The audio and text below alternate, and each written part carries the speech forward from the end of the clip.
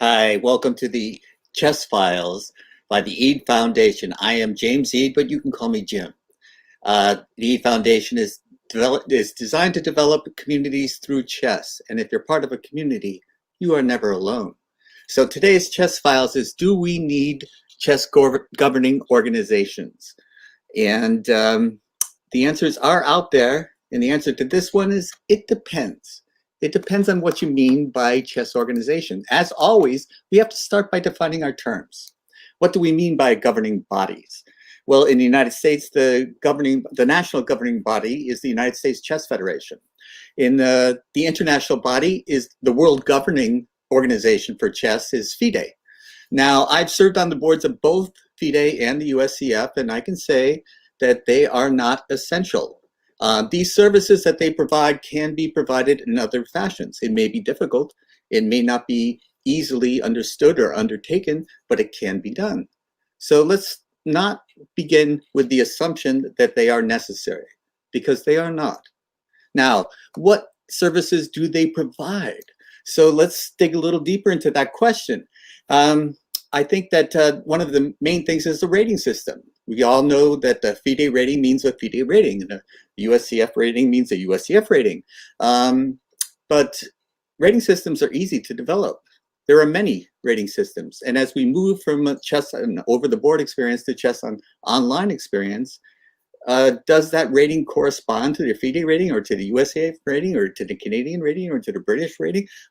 Does it really matter? It's who you're playing against. What is your relative rating against your competition? So where do you play? Who do you play against? And what is your relative rating to that person when you sit down at your computer these days and play them? So the rating systems are not essential if you're just talking about the people you play against. Now, if you want to move from one system to another, you're going to have to establish your rating in that system. So that's easily done, fairly easily. Now, the other thing about these rating systems is there's cheating in online chess, and there are anti-cheating mechanisms, and that's something that is in progress. Someday we will get there, someday maybe we will not, and there will always be cheaters. But guess what? There are always cheaters in over-the-board chess as well. So it's not as easy in over-the-board chess. Well, some days we'll make it more difficult. Someday we'll make it more difficult to cheat online. And there'll still be cheaters. Let's just face that. But in the higher competitions where you are competing against somebody for something, in that cases, you can have online monitors. You could have certified professionals monitoring the games physically. They could be in the same place physically to make sure that there's no cheating. Now, these are for important competitions, of course. What about the day-to-day things? Well, I just don't see why, if you're not really a professional, if you're not really competitive in terms of excellence, why you should be expecting any kind of reward. Play for the fun of it. That would be my thought. And so many people just play for the fun of playing. And so this idea of you should be compensated in some way, I think, is foreign to the nature of the game. Now, what about things like titles and things like that? These things can be handed out in different ways. Like, what does the Grandmaster mean now? Because it's kind of been watered down. When I was growing up, Grandmaster meant a very specific thing, the world's best. And now it doesn't quite mean the same thing. Of course, it means you're an excellent player, but it doesn't quite mean the same thing. So I think if you get the organizers are the key here. And if you're playing in a situation where the organizer of that event, of that online event, gives you a title of champion of X, then you're champion of X. And the thing is, popular opinion will find out who the best is. So these titles will go away, and the popular opinion will take over. And so how good are you?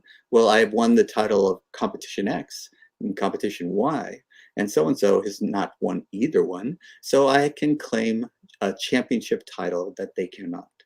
Now, this type of thing might mean more in the future than it means now, but I think it's the way of the future.